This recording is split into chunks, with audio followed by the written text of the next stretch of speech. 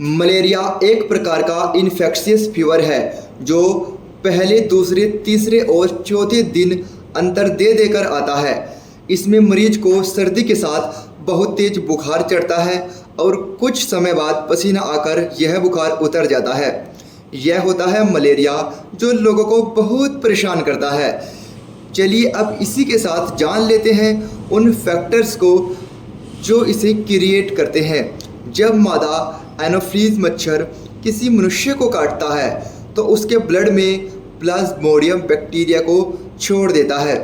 Plasmodium bacteria की 4 species होती हैं: Plasmodium vivax, Plasmodium Oval, Plasmodium falciparum, Plasmodium malariae. Malaria Plasmodium bacteria के मादा एनोफ्लीज मच्छर के मनुष्य के ब्लड में पहुंचने से उत्पन्न होने वाली बीमारी है। बात करते हैं इसमें दिखाई देने वाले साइन एंड सिम्टम्स की। मलेरिया के लक्षणों की 3 स्टेज होती हैं: cold stage, heat stage, sweating stage. Cold stage की बात करें तो मलेरिया की यह पहली अवस्था होती है।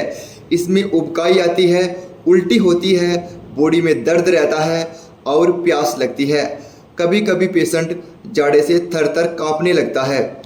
यहाँ तक रोगी को रज़ाई तक भी ओढ़नी पड़ती है और कांपने से चारपाई तक हिलने लगती है। कभी कभी पेशेंट उल्टी भी करता है और उसके हाथ पैर बर्फ़ से ठंडे हो जाते हैं। इसकी सेकंड स्टेज होती है हीट स्टेज। यह स्टेज मलेरिया की दूसरी अवस्था हुआ करती है।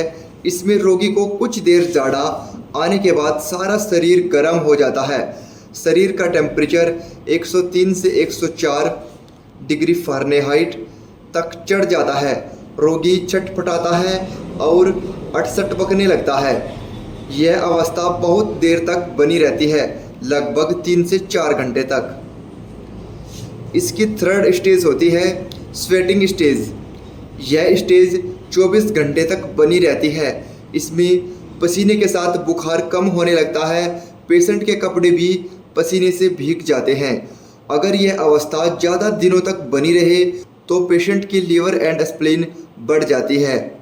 इसके डायग्नोस की बात करें तो इसके डायग्नोस में मलेरिया पैरासाइट यानी एमपी टेस्ट किया जाता है, जो डिटेक्ट करता है कि व्यक्ति को मलेरिया है या नहीं।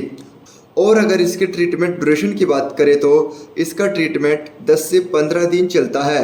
इसके ट्रीटमेंट्स में एंटीबायोटिक्स और एंटीपायरेटिक्स और एंटी मलेरियल मेडिसिन्स यूज की जाती है।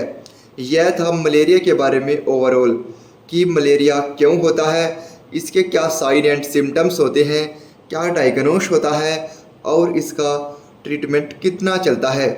आई होप यह वीडियो आपको पसंद आया होगा। जानकारी पसंद आई है तो वीडियो को लाइक कीजिएगा। चैनल को सब्सक्राइब तो आप ऑलरेडी कर ही चुके हो, इसके लिए थैंक यू सो मच। और अगर नहीं किया है तो जल्दी से कर लीजिए, कहीं ऐसी कमाल की जानकारी आपसे मिस ना हो जाए। हम मिलेंगे फिर आपसे आगे ऐसी ही इन्फॉर्मेटिव वीडियोस में। तब तक के लिए रखिए खुद का बहुत सारा ख्याल और हमेशा खुश रहिए। धन्यवाद।